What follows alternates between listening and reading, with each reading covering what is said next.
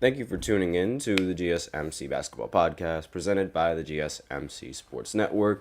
I am your host, Nelson, and I'm here today on this lovely afternoon. And the reason why I say it's lovely is because we have so much basketball to talk about. It is so much. The game just happened yesterday. So I watched the entirety of the game. It happened right after my stream. I don't know if you guys were paying attention, but I have a lot to talk about. That United States against Germany game. It was another great game. So just gonna, focus on that in the first segment. Then in the second segment, I'm going to talk about the summer league being concluded and how there's actual awards in the summer league, and they finally have listed off, the all summer league first team, the summer league second team, as well as the summer league MVP. So I'm just going to talk a little bit about that and my opinions on the player that ended up winning, as well as, my opinions on the entire thing in general.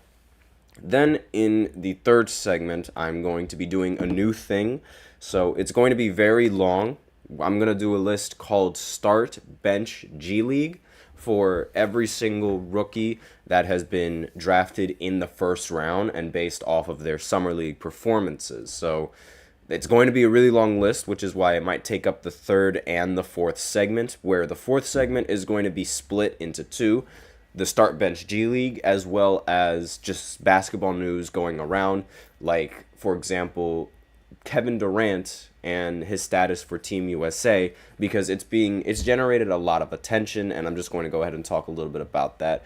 And we also have the special fifth segment, so be sure to stay tuned if you are interested in that. I reveal it at the end of the fourth segment. Before I begin, I'd like to remind everybody, as always, to please remember to use the link in the description to get your comments recognized, or the link displayed below the ticker on every show segment. That is GSMCpodcast.net. Really helps the show, makes it much more interactive between myself and to you guys. Once again, the link is GSMCpodcast.net. And without further ado, let's go right ahead and go into the first segment, which is LeBron James. Where do I even begin? I mean, this man is he is the best. He is the best player to ever play and pick up a basketball. Plain and simple. Now, I want all of you guys that don't like LeBron to just imagine Wizards Jordan on Team USA and tell me that Wizards Jordan can do what LeBron just did in back-to-back games. So, the United States found themselves in another close game. This time this was with Germany. And, again, the scoreboard is very, very close. And that essentially tells the entire story of this game, just how close the scoreboard is. Not a single time was any of these guys or any of these teams, leading them in a game, right? They didn't have a really huge lead like that. United States didn't come in dominating the game, and Germany didn't come in dominating the game, as well as, no one really pulled away from this game. This was a very hard-fought game, and it was close in practically every single quarter. And, obviously, props to Germany for being able to perform like this and stand up for, their country and things like that. But again, the biggest story of this game was LeBron James. It was the second time in a row that the United States called to LeBron and asked LeBron to, bear the burden, doing his little shrug celebration, bearing the burden of carrying this team, as well as he's going to carry the flag. But that's besides the point. In fact, you know what? Him carrying the flag is a symbolic representation of him carrying Team USA in these games. That's the story, essentially, because this man is on a mission. I don't know what it is, but that he was insane. In the final minutes of the fourth quarter, he scored 11 straight United States points, meaning that every single time everyone else touched the ball, they were unable to score in that fourth quarter. It wasn't looking good for USA. Obviously, LeBron wasn't, hogging the ball 24/7. That's just not his play style. So he was mainly, in the fourth quarter, passing here and there. He would pass to Steph Curry. He would pass to Anthony Edwards, who in turn would miss so many shots. Steph was bad in this game. He was really bad shooting the ball. It was he was building houses out there. He was helping Germany rebuild that wall. But aside from that, like, he was 1 for 7. 1 for 7 from three. And in the fourth quarter, I don't remember him hitting a single shot when it really mattered. And Anthony Edwards was another player that was, while he didn't, if you look at the box scores, it doesn't look like he played that bad. I mean, he was 4 for 7, ended up getting 11 points. And one thing about Ant is that he's very consistent. Like, I don't think there's been a single game where he's scored less than 10 or less than 11. Like, he's really consistent. So I can't really be mad at Anthony Edwards and his performance so far with Team USA. It was just in this particular game where in the fourth quarter he just wasn't showing up, and he was also turning the ball over a little bit more than he needs to. Should also be noted that Tyrese Halliburton didn't play a minute in this game, nor did Kevin Durant play a minute in this game. And Derek White, he is missing every shot. But aside from that, I mean, again, they called towards LeBron to help win the game for them.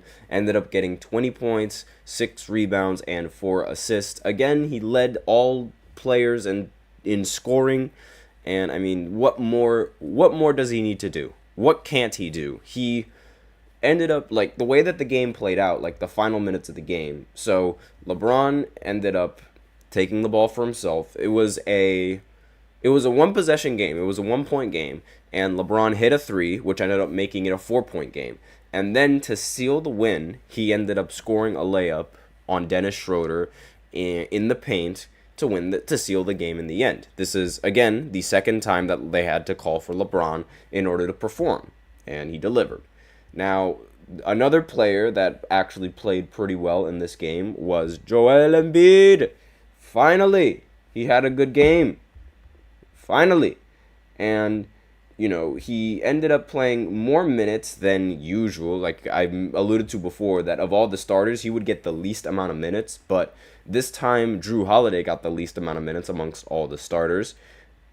Joel Embiid ended the game with 15 points, 8 rebounds, and 5 assists. And he was very solid. I will say that. He was very solid for Team USA. For once, like, he was finally able to outplay the big men that were on his own team.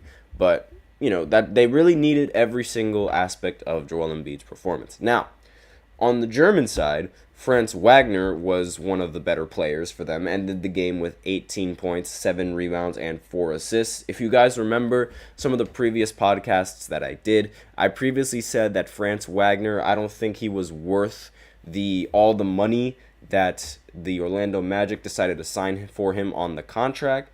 But this performance against Team USA and his performance on the German team is definitely going to, reassure a lot of Franz Wagner fans and a lot of Orlando Magic fans that it's possible that they didn't make a mistake.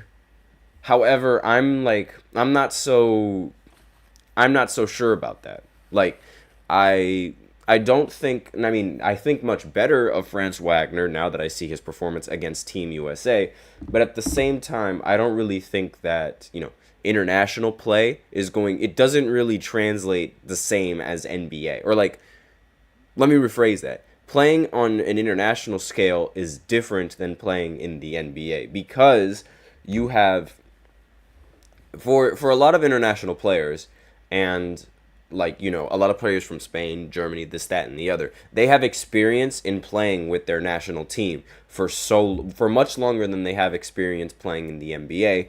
On top of that, their role on an NBA team might be different than their role on an international team. So players like Manu Ginobili, who would be called the sixth man on the San Antonio Spurs, is actually the number one option was actually the number one option on the Argentinian team. And just hold on for 1 second, I'll be right back.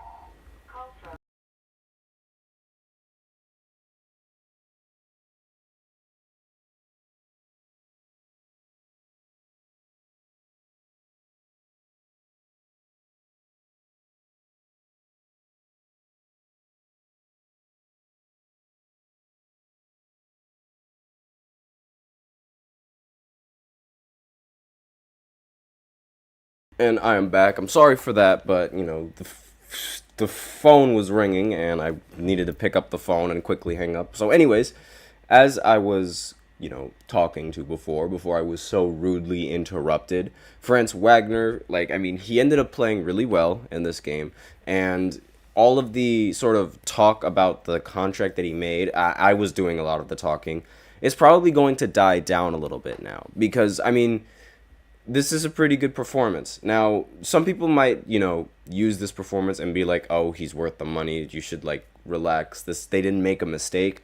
Again, his role on the Orlando Magic might be different. I was saying before how Manu Ginobili and his role on the Spurs was a six-man, but when he was on the Argentinian national team, he was balling. There was even an article and there were talks about him being considered the best shooting guard in the world, which, rubbed Kobe the wrong way and rubbed Dwayne Wade the wrong way when they matched up against him in the Olympics in 2008.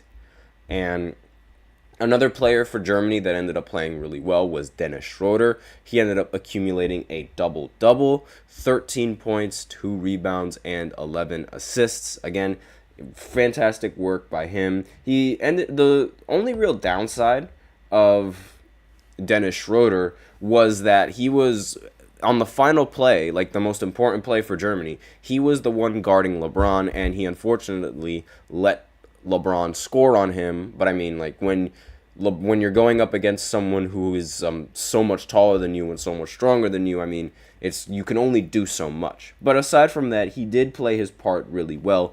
And Germany, these matchups that the United States have had, even though they are exhibition games, it is a little bit concerning. A lot of fans are very, very concerned about what Team USA is going to do in the Olympics, and they're rather scared that they have the chance of being upset by certain teams. For example, France. France is one of the more powerful teams in the Olympics, and is looking to be, because they have Victor Wembanyama and they also have Rudy Gobert. So it's going to be it could be a challenge for the United States. Could also not be a challenge. There's so many more teams that can upset the United States now than there were back then. And one of the more interesting stats was that the United States is going to have to go up against around 60 60 NBA players in their Olympic matchups, while the Dream Team only had to go up against maybe 9 or something like that. Now, really, it's a really big jump. It goes to show just how much this game has, the game of basketball has advanced. And I also want to point out LeBron James is leading Team USA in points and in assists throughout their 5 exhibition games. And again, it's he is just the best player on the planet, plain and simple. But again, it doesn't mean that the United States and their tournament hopes, it's not like it's all going to be guaranteed, because they are going to be going up against a lot of NBA talent now, more so than they had to go up against in previous years. So it will be something to look out for. But with that, we are out of time for this first segment. So now we will go ahead and go into the second segment, where I talk about the Summer League being concluded, the winners of the Summer League, the award winners as well, and, just my opinions on that. So I'll be right back after this short break, so be sure to stay tuned. I feel like I'm losing my mind. Is everybody in the world blind? Please, Lord, give me a sign, a sign. I feel like I'm losing my mind. Is everybody in the world blind? Please, Lord, give me a sign, a sign.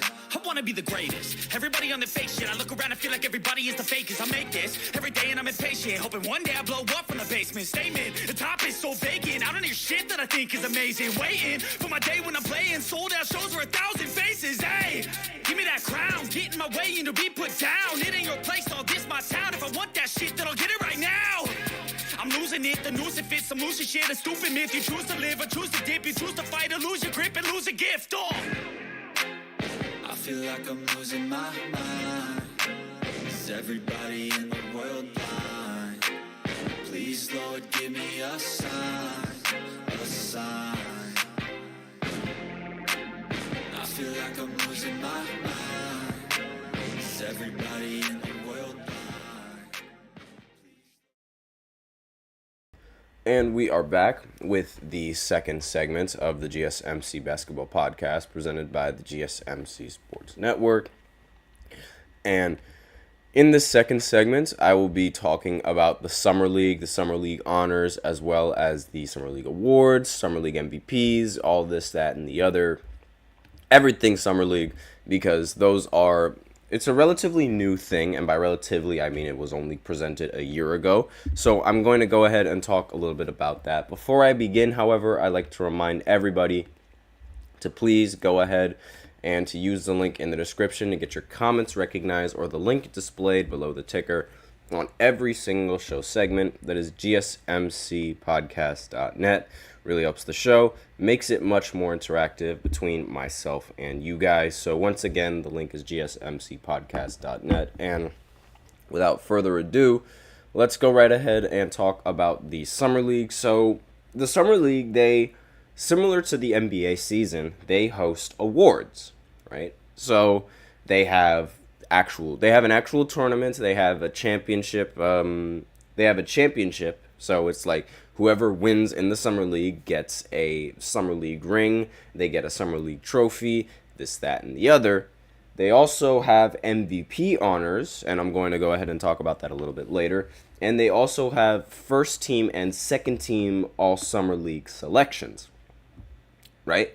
So I'm not even going to lie. This is ridiculous. Like, I'm not a big fan of these Summer League awards at all. I don't like how these players get rings. I don't like how these players get all Summer League honors. I don't like how these players get Summer League MVPs. I don't like any of that. And that's like where there's a lot of new things that came in the NBA that I really like, the in-season tournament or the play-in tournaments. I mean, when it makes sense to have a play-in tournament. But the Summer League stuff, not a big fan of it.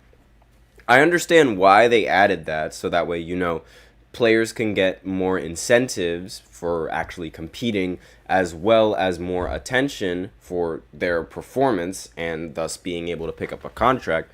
But I don't think they should be rewarded for playing in a league that's essentially there just for players. No, not for players, just for people to scout, and for rookie players to just go up against other rookie players. I'm not a fan of this at all. I don't think that Summer League should have awards. I don't think they should have rings. I don't think they should have MVPs. But let me know in the comments what you guys think. Do you guys agree with players in the Summer League getting awards, getting recognized for their talent? Like, maybe all Summer League teams, I understand I understand having that, because that way, it could give a bunch of other fans just an idea of who was really good in the Summer League and who to look out for. But an MVP and a Summer League ring, I don't think so. Now, the Miami Heat ended up winning in the Summer League, and again, I don't really want to showcase that because I think it's kind of pointless.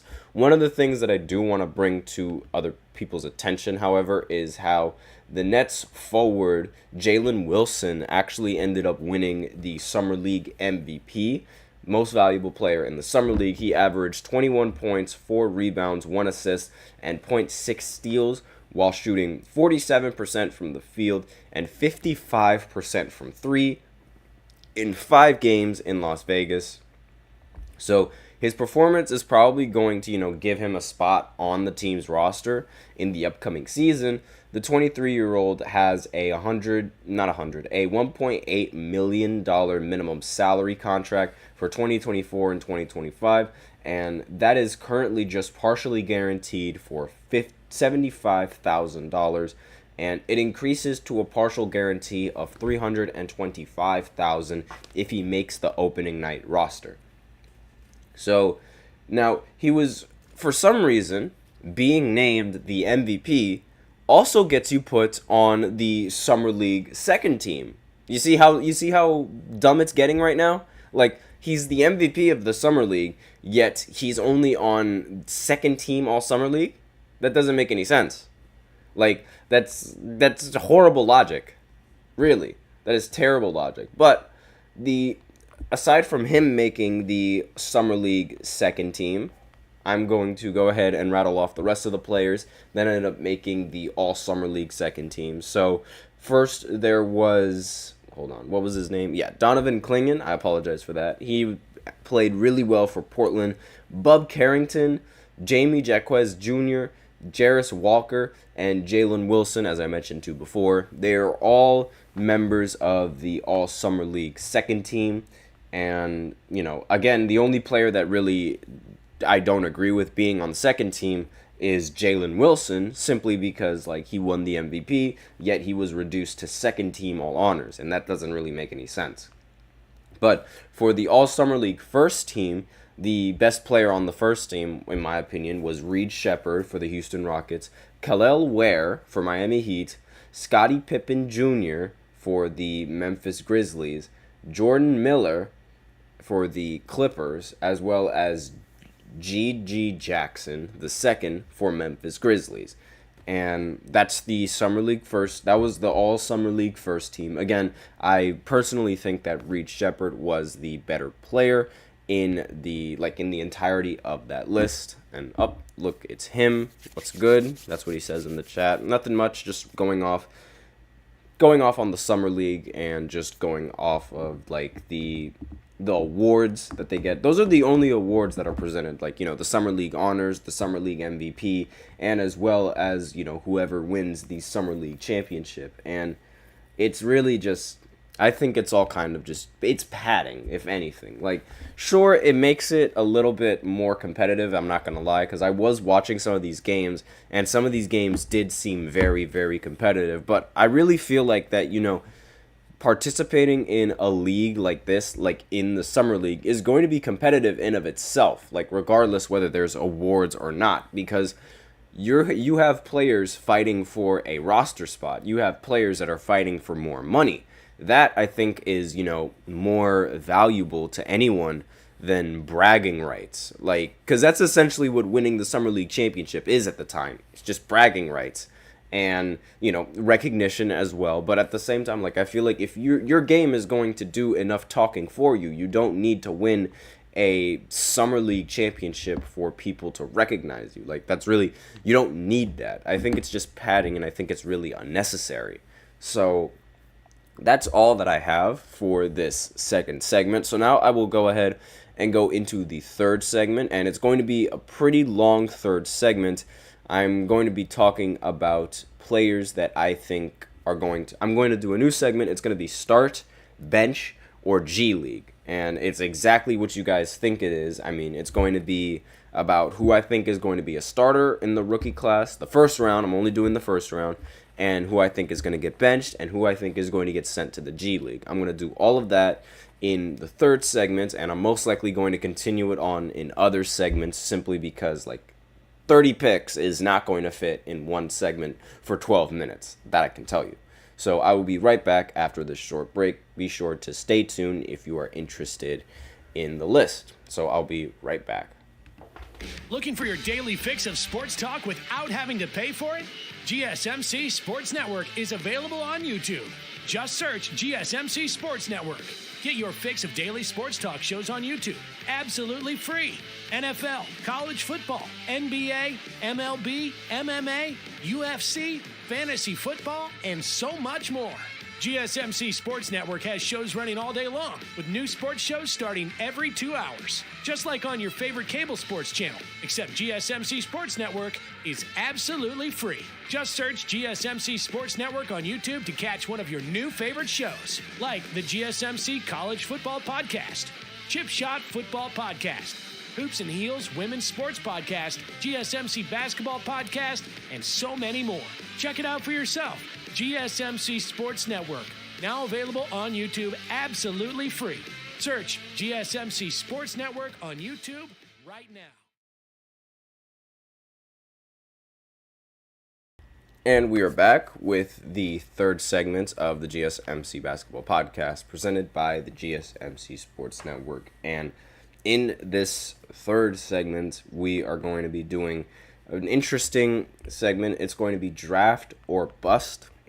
So, well, not really draft or bust, my bad. Start, bench, G League, that's my bad. I accidentally had a segment, for later or earlier in my notes, but I apologize for that. So, basically, it's exactly what you think. I'm going to go ahead and talk about the players that I think are going to be starting, players that I think are going to get benched, and players that I think are going to get sent to the G League. And this might be controversial, and it might not be as accurate simply because, I only have the Summer League to go off of, so, I don't really like doing these kinds of lists because it's like, this is sort of, I think it's a little bit too early to tell exactly just how talented these players really are, but someone in the comments was interested in me doing this, so I'm just going to go ahead and do this segment for whoever that viewer was.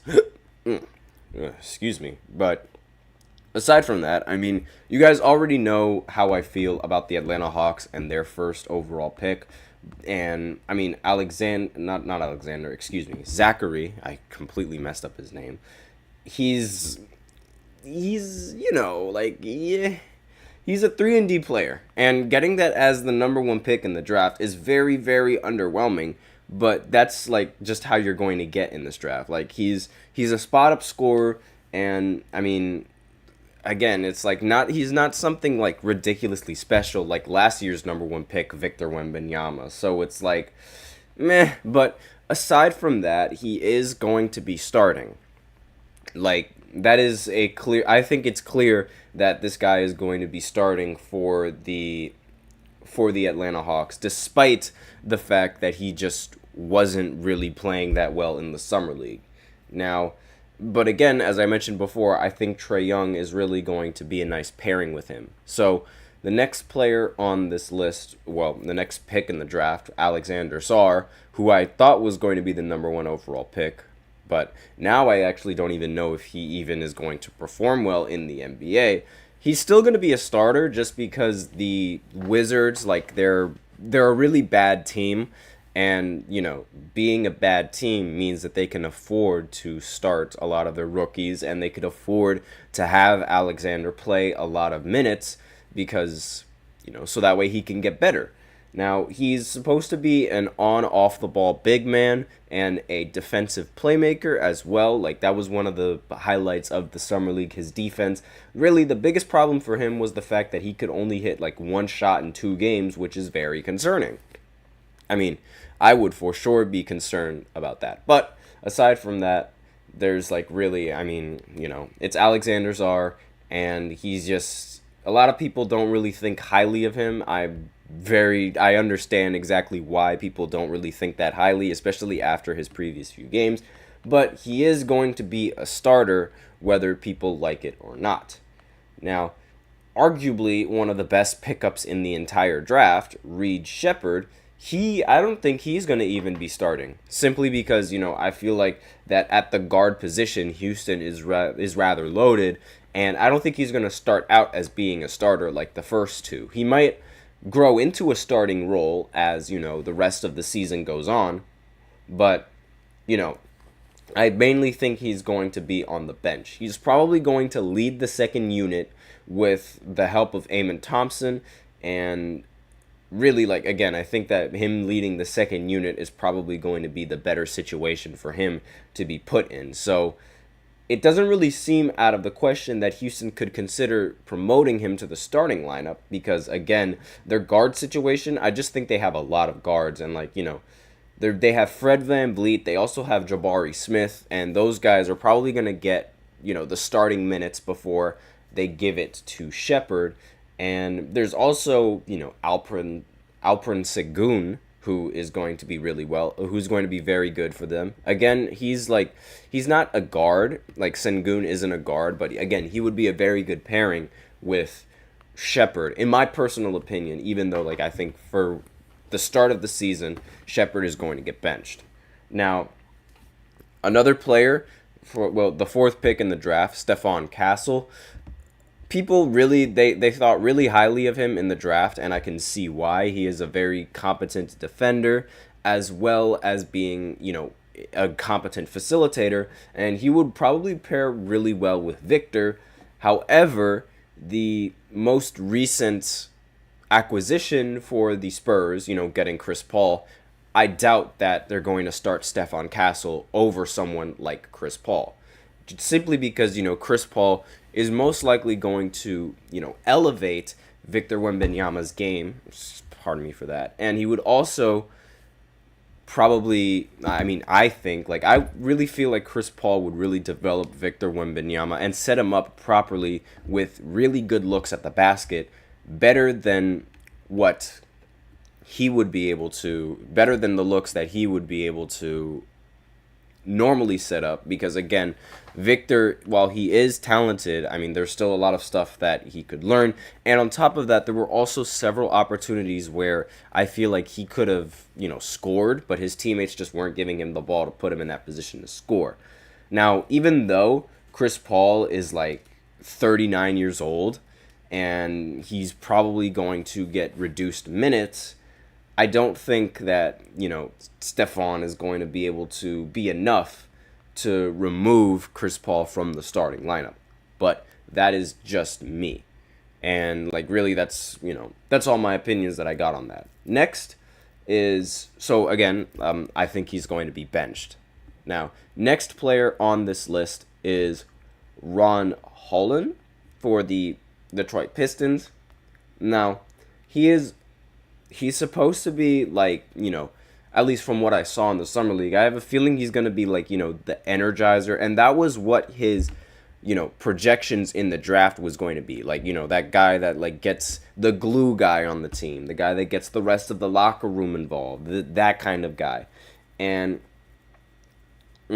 so the purpose of signing Tobias Harris, Tim Hardaway Jr., and Malik Beasley was to make the game easier for Cade Cunningham, we're just talking about the Detroit Pistons in general, and allow other young prospects to play more to their strengths. So that will mean fewer chances to start Ron Holland, since, they already have their guy, Cade Cunningham, and instead he'll probably be used for his athleticism and motor coming off of the bench, because that's probably what I feel like that's definitely the most use that you're going to get out of a player like him when he's paired up with someone like Cade Cunningham, and hiccups are killing me, and when he's paired up with the other players that recently Detroit acquired. So, again, Hardaway Jr. and Malik Beasley are ultimately short-term placeholders to add shot making, and really, it doesn't really seem like the Pistons are going to be going anywhere far in the rest of the season. So, despite that, Cade Cunningham is going to be their guy, chances are that they're going to be in situations where they aren't going to win every single game. And because of that, you can go ahead and play some of your bench as well as, playing the rest of the players in the starting lineup and developing them. So there's going to be a lot of opportunities. While he is going to be benched, in my opinion, there's going to be a lot of opportunities for him to, make an impact. Next player on the list is Tidjane Salaün, and again, he is another Frenchman. Now, this time he was drafted for Charlotte. He's probably going to be, a lot of people consider him a 3-and-D kind of player, and he's still only 18 years old, meaning that there is a lot of room for this guy to improve. And one of his, pre-draft comparisons was, crazy enough, Giannis Antetokounmpo, simply because, he is getting drafted at such a young age, and his potential, that's really why he was drafted. He was drafted on his potential. He has the chance of being a very, very talented player in the league. And again, like I mentioned before, he's only 18 years old, and he will have, a simplified role while he's on the Hornets, but that could develop into something even more. His athleticism, his activity on defense, and his shot making, they should work coming off the bench in the first year. But that's all the time that I really have for this third segment. So I will continue this, I'll continue this list going into the fourth segment after I talk a little bit about some basketball news, mainly about, news regarding the Olympics and Kevin Durant's spot on the roster. And I will continue this list, right after this short break. So be sure to stay tuned if you're interested in that.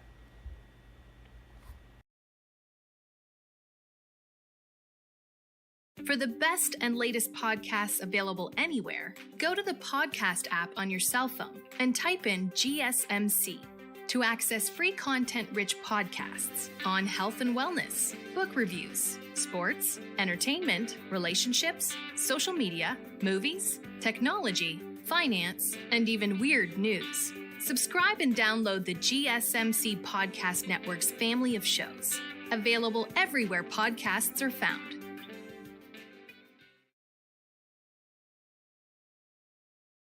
And we are back with the fourth segment of the GSMC Basketball Podcast, presented by the GSMC Sports Network. And in this fourth segment, I'm just going to be talking about some basketball news that's going on right now.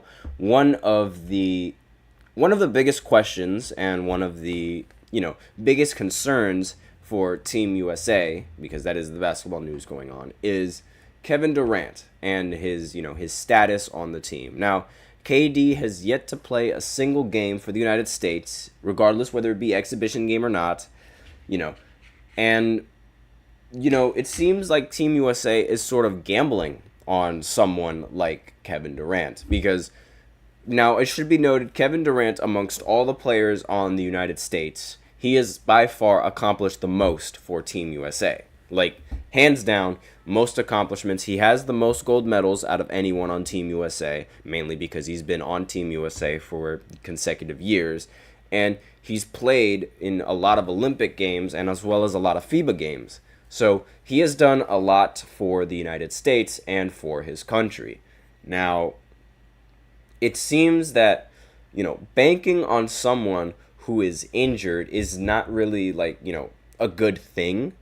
Like, that's really what it seems like coming in from the USA. Like, these games, these last few games that they've lost, they've come close, and a lot of people don't think they should even be this close. So the thought process is that, Team USA isn't at 100%.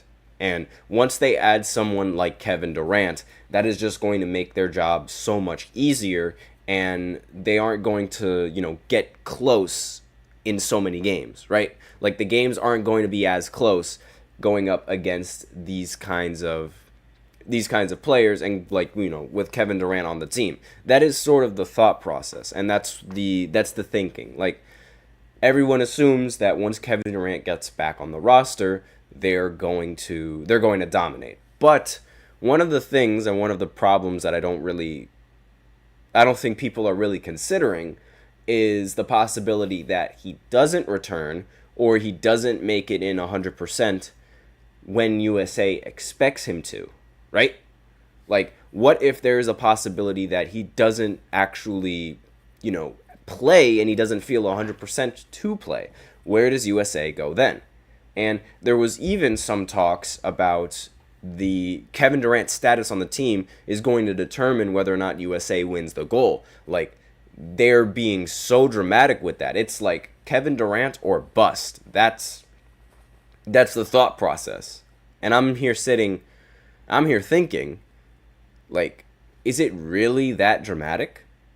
Like, people really think that Kevin Durant is going to, adding the one player, again, he's a phenomenal player, that is going to completely determine, gold or bust? Like, no, I don't think so. Like, I understand people are concerned at the fact that the games were close, and the games are usually never close. But a lot of people don't really seem to understand that it's like, it doesn't matter how much you win by. You can win by a mile, you can win by an inch, you can win by 30 points, or you can win by 1 point. A win is a win. And the important thing about getting that win was that your best player, LeBron, was able to capitalize, and the rest of your players, while they weren't able to capitalize, one of them was able to do that. And so the rest of the players, they're going to follow suit anyway. Like, I don't feel like, again, adding Kevin Durant, he's going to definitely, help this roster, because adding Kevin Durant to any team is just going to make any team, a contending team. And it's really going to make any other team have more difficulties trying to come up with game plans to stop these players. Because again, like, you have Steph Curry that you got to worry about. You have LeBron that you got to worry about. Then you also have Joel that, well, you should worry about Joel, but really you don't seem to have to worry about him that much. But you have Anthony Edwards that you're going to have to worry about, Anthony Davis as well. And then you add Kevin Durant. Like, that's really going to, you put Kevin Durant in that starting lineup, and that's really going to be dangerous. I feel like that is the big three instead of, Joel Embiid, as, Steve Kerr would say, LeBron, Steph, and Joel is the big three. No, the big three is LeBron, Steph, and Kevin Durant.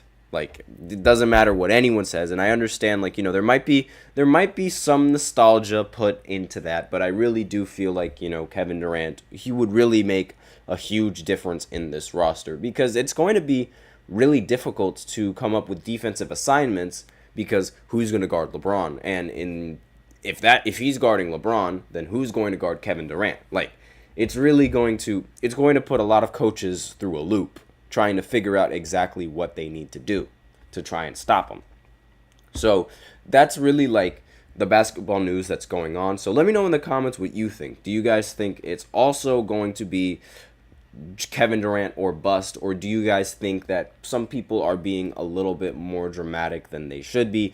I think it's just drama. I think some people are being a little too dramatic about Team USA and the fact that these games were close. Sure, they were close, but at the end of the day, they came out with a win, so does it really matter?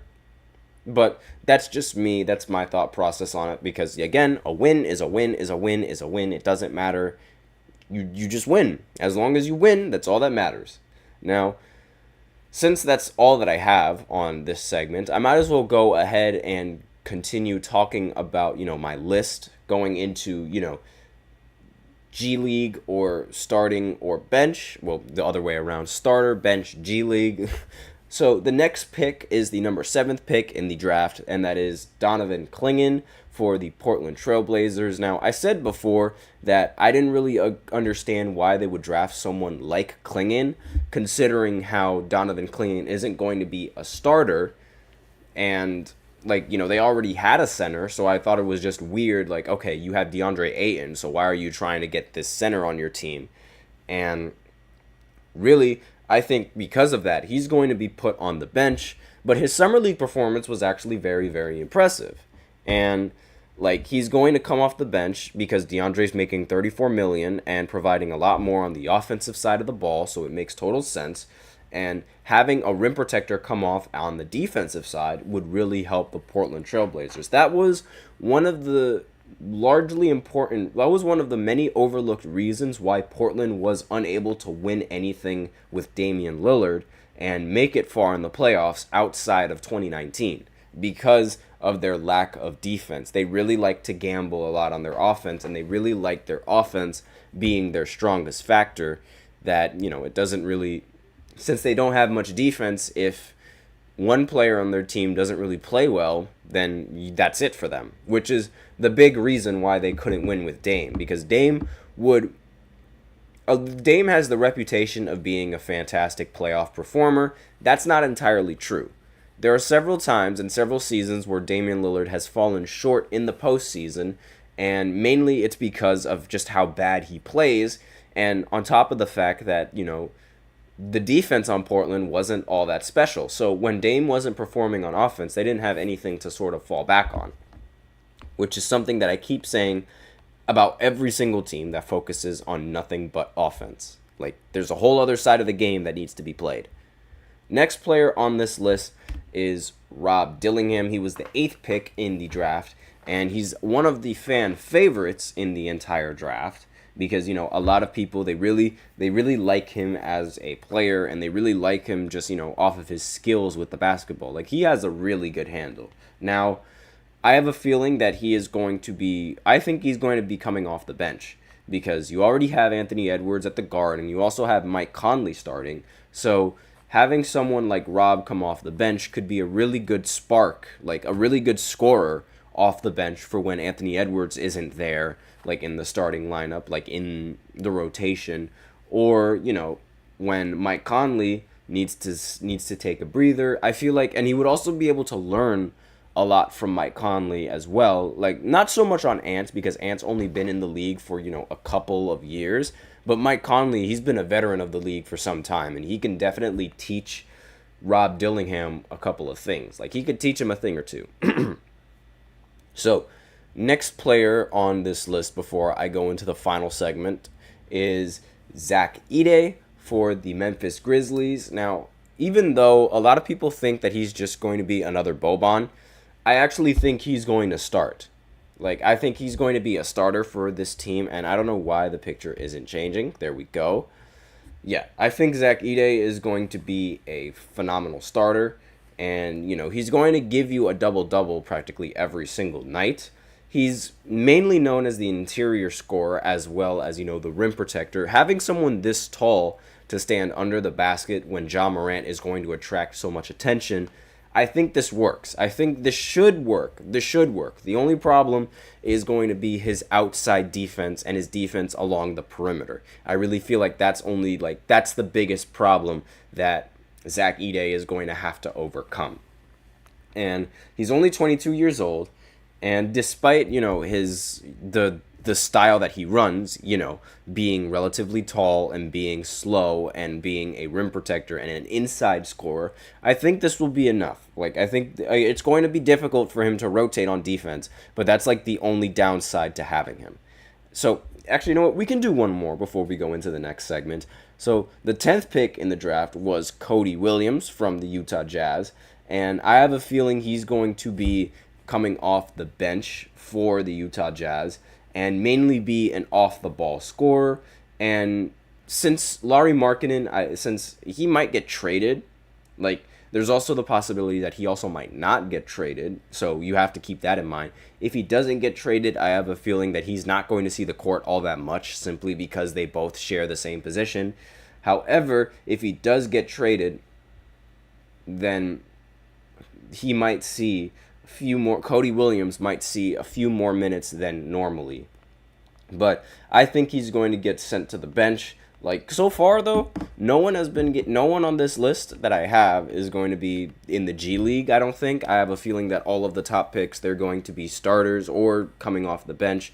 So I'm going to go ahead and continue this list in the 5th segment, so it might be really, really long. So be sure to stay tuned as I go through the rest of the 20 picks in the draft. Yes, we got 20 more picks to go.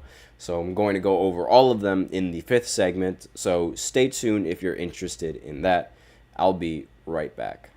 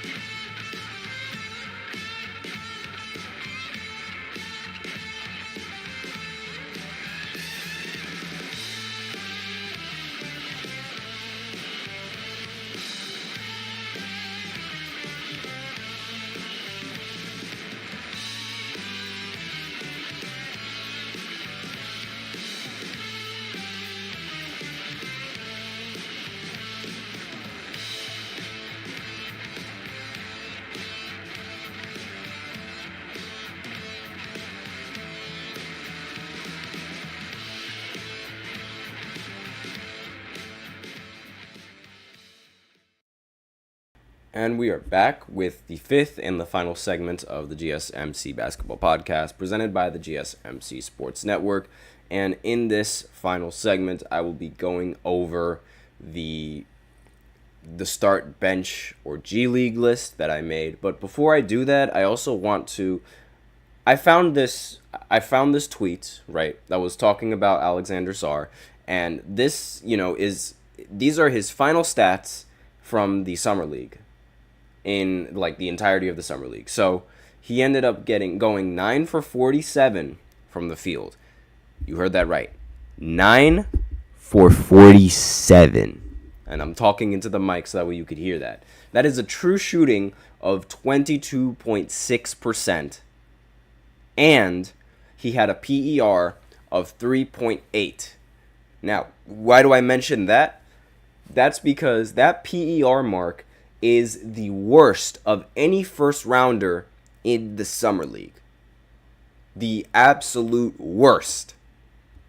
Which is really bad to think about, because like people were so quick to trash Bronny for playing bad, even though he was a 55 overall pick in the draft. Yet here is the second overall pick in the entire draft with the worst PER in his entire draft class. That is awful. Like, that is terrible. Now, again, I can't say this more than enough times. It's just the summer league, so like, no guarantee on whether or not he's going to be a legitimate bust or not, but it's not looking good for him. So with that out of the way, let's go ahead and continue on with the list. So next player on this list is Matas Buzelis. Now, he's one of those players that actually, surprised me in the summer league. So I think he's going to be a starter.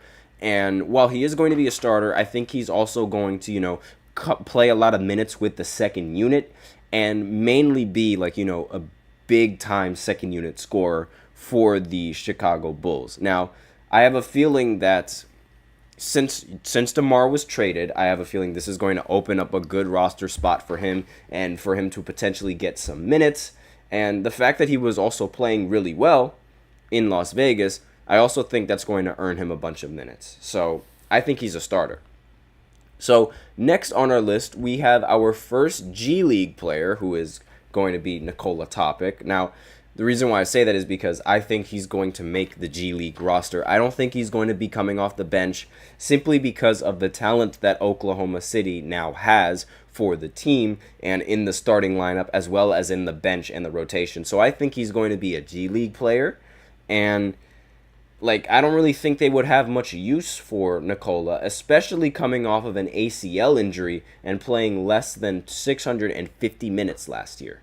So, but he is 18 years old and he's relatively young. So, we could see that we could probably see an improvement or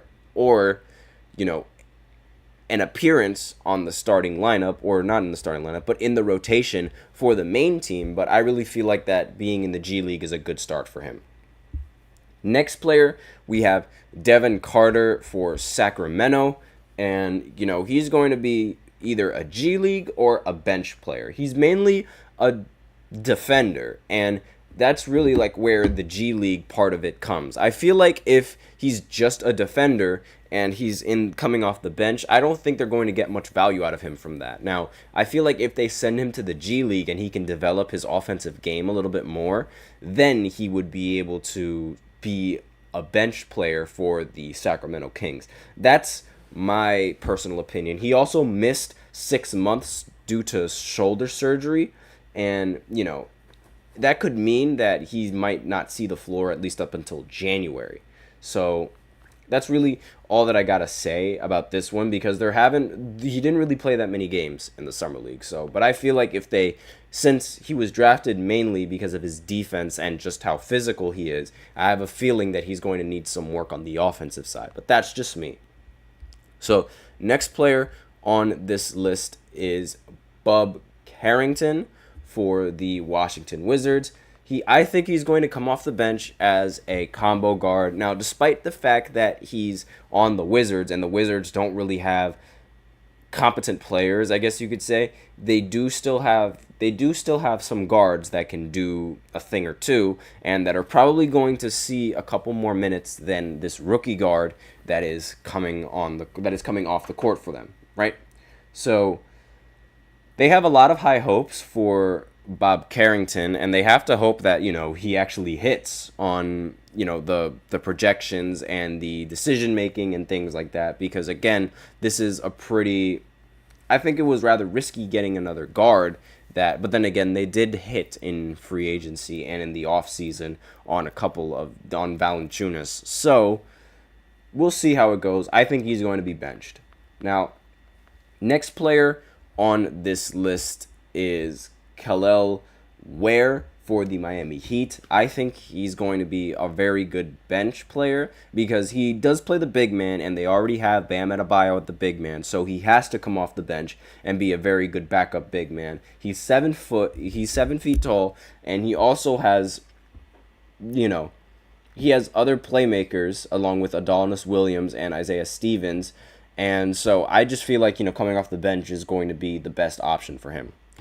Next, we have a pretty controversial pick, Jared McCain. He gets, slandered a lot or talked about a lot on the media because he paints his nails, and also because he does a lot of TikToks. I mean, you can see on the image that he does have his nails painted the Philadelphia color. So a lot of people, the opinion on him is rather mixed, and I think he's going to be a solid player coming off the bench. And I feel like he's going to be a pretty good shot creator off the bench, to substitute for Tyrese Maxey. And the reason why, I should also explain, the reason why he says that he paints his nails is because he feels like he can shoot the ball better. Now, I don't know how he thinks that. I don't know how that works. But, I always say you look good, you feel good, and I also say that if you're just, depending on the scenario, whatever makes you comfortable with your shooting makes you comfortable, and you should use that because that just gives you the advantage because you want to be comfortable when you're shooting that jump shot. So that's all I got to say about that. I'm not going to get into why he paints his nails all that much. I'm not going to even talk about it that much because I really want to talk about this guy, Connect 4, that's his nickname, or Dalton Connect. Arguably the biggest steal in the entire draft. And, while he is the biggest steal, arguably, I think it seems like he's going to be best suited for being a bench player. And I think he's going to find a lot more use being the scorer for the second unit.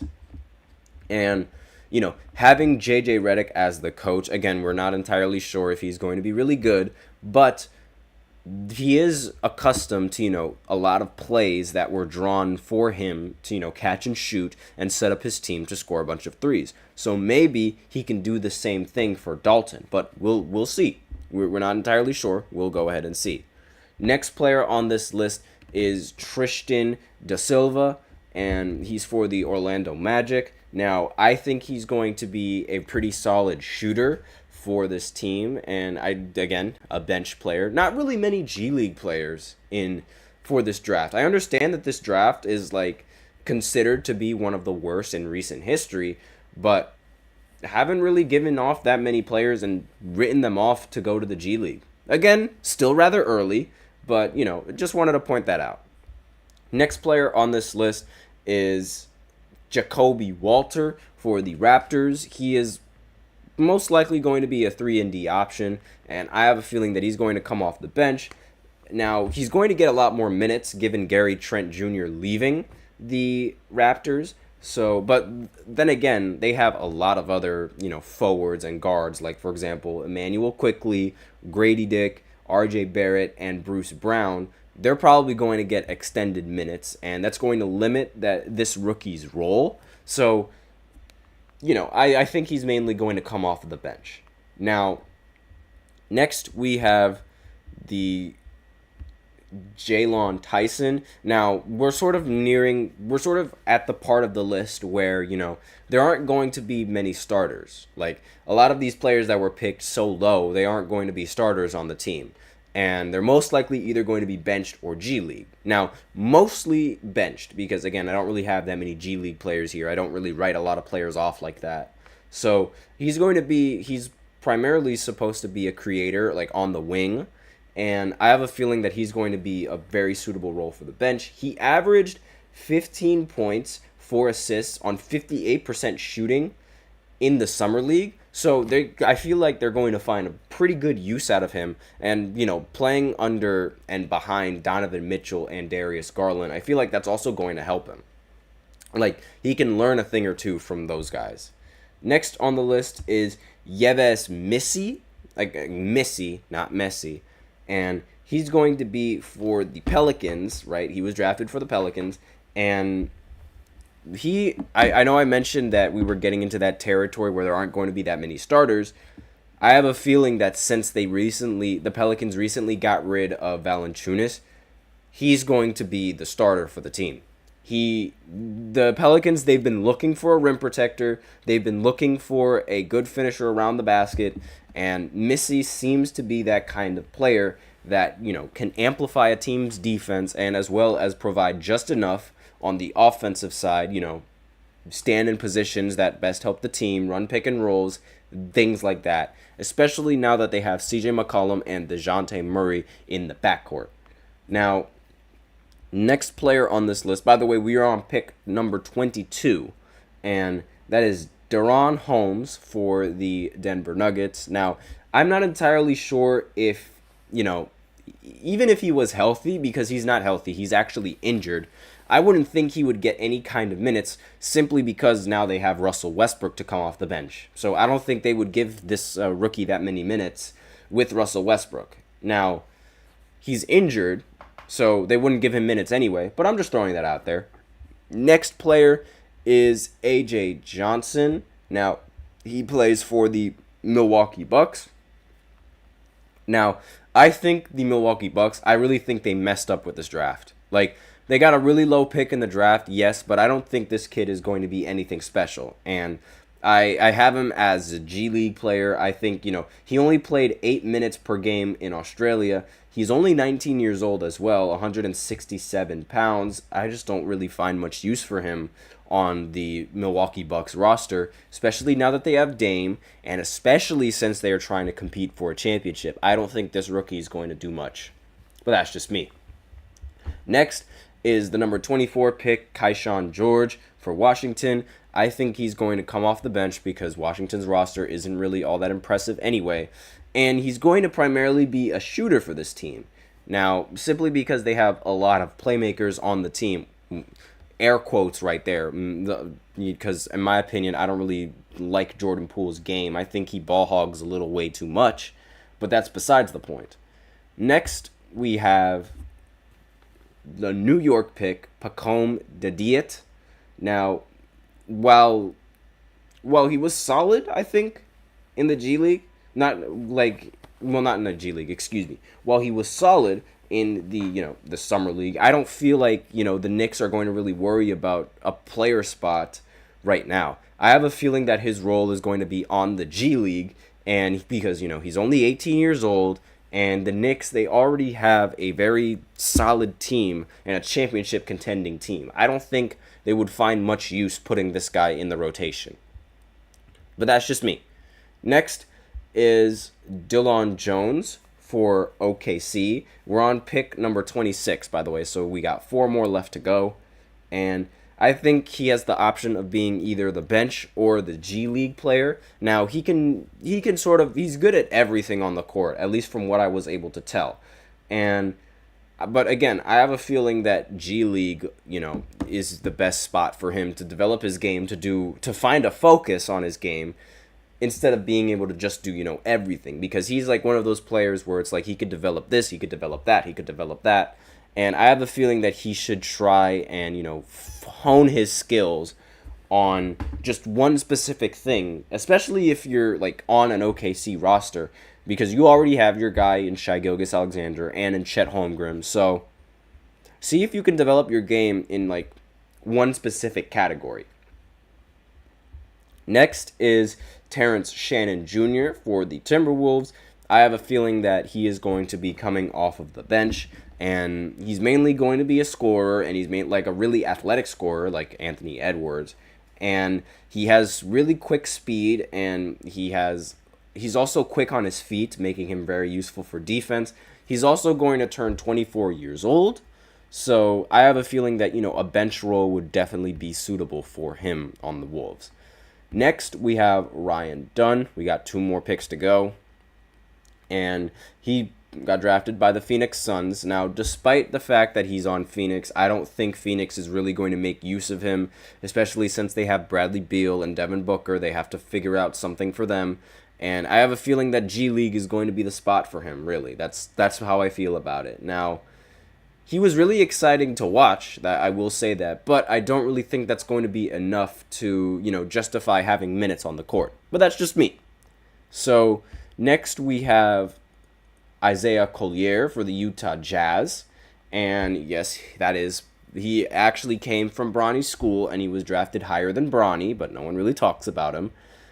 He's going to be either a bench player or a G League player. Now, he does have a really good handle of the basketball, but he did struggle with his shot making and his decision making in college, which is why I think being on the G League or coming off the bench would help his game out a little bit more. And, depending on how players, how the roster goes about, how the Jazz roster goes about with, trading Lauri Markkanen. If they do end up trading Lauri Markkanen, we'll see if his status is going to change from either G League or bench player or even starter. I don't think he's going to start, though. Now, the last pick in the first round, the 30th pick in the entire draft, his name is Baylor Sherman. Again, forgive me if I botched that last name. For the Boston Celtics. Now, the Celtics, they already have a fantastic roster. They already are way over the salary cap, and they're in the second apron. So they probably wouldn't want to bring this player on the roster. But again, this is already a championship contending team. I think sending him to the G League where he could develop his game would be much more beneficial for him. Now, even though, coming off the bench and working out with the actual team might also be beneficial to him. But, he still has to find his skill set, I think. And if injuries even hit the Celtics, if that even does happen, they probably will recruit him to the lineup. So, those are my thoughts. That is the end of this 5th segment. It was a much longer segment than usual, and it continued, from the 3rd segment. So I just wanted to let that list be known to everyone. So with that is all I have for you today on the segment. Thank you so much for tuning in to the GSMC Basketball Podcast, presented by the GSMC Sports Network. Your support means a lot to us. Remember to subscribe to the show, leave a positive review. It really does make a difference. We also invite you to follow us on Facebook, Twitter, TikTok, and Instagram for more content and updates. I really hoped that I could, get a little bit deeper into this rookie class and talking about this rookie class, but I try to make it quick and I try to sum up everything that I had to say in just a few words because, there's 30 picks and I still would probably have to do 30 more because, there's a whole other round to do. If you guys are interested in the second round picks, I can go ahead and do that, but that is all that I have for you today.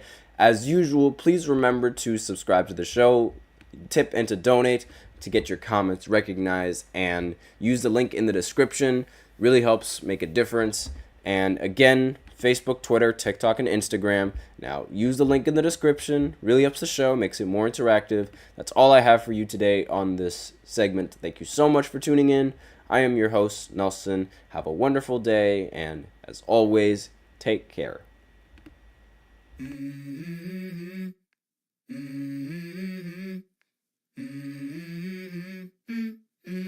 Let's go. I wake up to a little bit of drool on my pillow, feel like it's gonna be a bad day. Yeah, I'm tired of shit, and the coffee ain't hit yet, damn.